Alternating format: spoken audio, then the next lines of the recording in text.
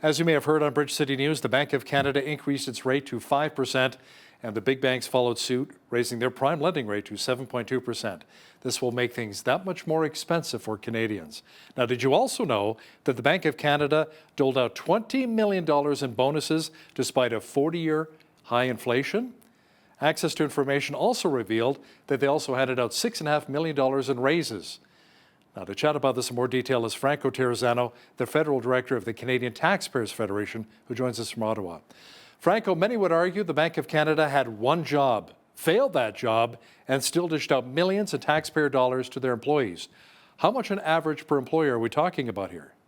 We're talking about more than $11,000 was the average bonus check that these central bankers were getting. You know, I can't believe I have to say this, but bonuses are for people who do a good job, not for people who fail at their one and only job, right? The Bank of Canada has one job: to keep inflation low and around 2%. Well, last year, the Bank of Canada allowed inflation to reach a 40-year high.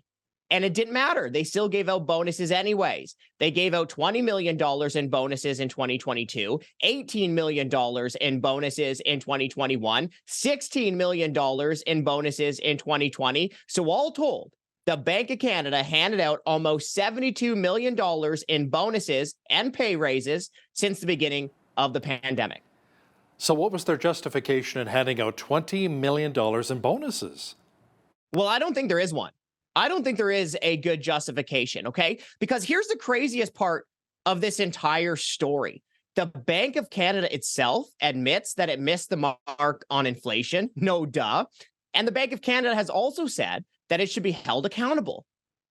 But handing out big bonus checks is a very odd way to hold your organization accountable, don't you think? So here's what has to happen. We need to end the bonuses at these failing crown corporations like the Bank of Canada. Because here's the thing, folks. Central bankers should not be taking bonuses when Canadians can't afford gasoline or groceries or homes. Thanks so much, Franco. That was Franco Terrazzano, Federal Director of the Canadian Taxpayers Federation, joining us from Ottawa.